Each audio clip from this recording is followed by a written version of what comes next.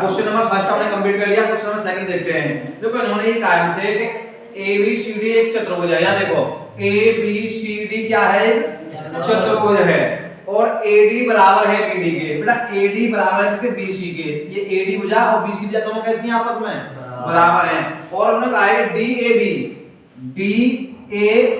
यानी ये वाला एंगल, ठीक है ना, इक्वल किसके है, CBA के। CBA के ये एंगल और ये एंगल आपस में कैसे हैं, दोनों बराबर हैं। इन्होंने अब ये कहा हमसे कि त्रिभुज ABD ये वाला त्रिभुज और त्रिभुज BAC ये वाला त्रिभुज क्या ये सर्वांग होंगे। बाकी आगे भी पॉइंट पूछ रहे हैं हमसे, वो हम बाद में बात करेंगे। देखो समझो बेटा, हम लोगों को करना क्या है, सवाल है सेकंड बेटा, ABCD एक चतुर्भुज है बेटा। कैसा है ये, चतुर्भुज है, जिसमें AD बराबर है BC के। AD भुजा है वो किसके बराबर है, BC के। अंकुश थोड़ा ज्यादा ध्यान दे बेटा। उसके बाद यहाँ पर एंगल भी दिया हुआ है बेटा, और देखो यहाँ पर, और एंगल कौन सा बेटा, DAB इक्वल होगा CBA के। एंगल CBA सही है बेटा। अब हमें करना क्या, अब हमें ट्रायंगल लेना है, क्योंकि ट्रायंगल ही तो प्रूफ करवा रहा है ना उसमें। तो पहले क्वेश्चन के लिए हमें ट्रायंगल लेके चलना है। कौन सा ट्रायंगल लेना है, ADB ये वाला, या DAB लिखेंगे, DAB तथा ट्रायंगल CBA में इन त्रिभुजों में लेके चलना है बेटा। तो ध्यान दो बेटा, देखो हमें मालूम है अगर ये वाला ट्रायंगल देखें हम और इस वाले ट्रायंगल को देखें तो इसमें ये दोनों भुजा आपस में बराबर हैं। तो हम लोग ये कह देंगे कि AD भुजा बराबर है BC के।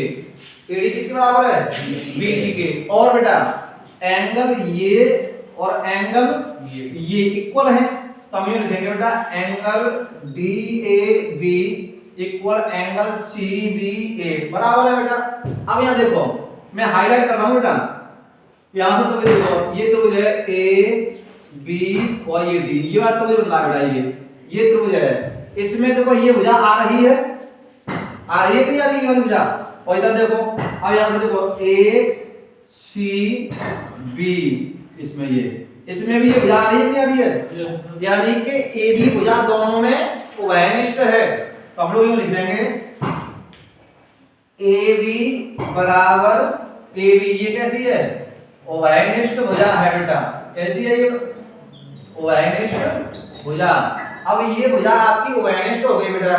तो यहाँ पर आपकी प्रमेय कौन सी कार्य करेगी, वो देखो साइड एंगल साइड। इस त्रिभुज के लिए, इस बात में देखो साइड एंगल साइड, क्लियर है ना। तो साइड एंगल साइड जो प्रमेय हमने आपको कराई है वो प्रमेय यहाँ लागू होगी बेटा।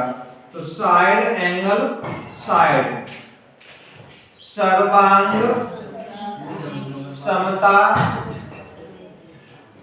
प्रमेय से त्रिभुज DAB सर्वांग सम है त्रिभुज CBA के।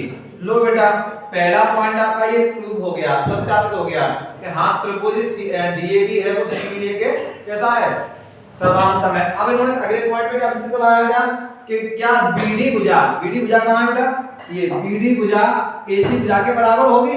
अब समझ लो बेटा सेकंड पॉइंट में बेटा देखो हमें मालूम है कि ये वाला त्रिभुज और ये वाला त्रिभुज कैसे, दोनों सर्वांग सम है। तो इसका मतलब ये भुजा और ये भुजा इसके बराबर होंगी, एक सर्वांग सम त्रिभुज है। तो हम लोग ये कह सकते हैं कि AC बराबर होगी BD। AC और BD कैसे होंगे दोनों आपस में, क्यों बराबर होंगी, कि त्रिभुज सर्वांग सम है। अगले वाले पॉइंट में क्या करें बेटा, एंगल ABD बराबर BAC, एंगल ABD ये वाला एंगल बेटा, ये वाला बराबर एंगल कौन सा बेटा है, BAC। अब समझना यहाँ पर इस त्रिभुज की बात हो रही है, इस त्रिभुज का ये वाला एंगल, ये वाला, ठीक है ना। इस त्रिभुज का ये वाला एंगल ये कैसे होंगे आपस में? संगत कोण है ये, तो लिख देंगे यहाँ पर संगत कोण है। यहाँ पे संगत कोण कौन कौन से हैं? B A B D, sorry बेटा, ए बी डी बराबर होंगे कौन कौन सा बेटा? अगला बी ए सी। ये कोण भी बराबर होंगे। बराबर क्यों होंगे? क्योंकि त्रिभुज सर्वांग सम है। कैसे बेटा? त्रिभुज सर्वांग सम है, इसलिए ये कैसे होंगे आपके? बराबर होंगे। तो ये आपका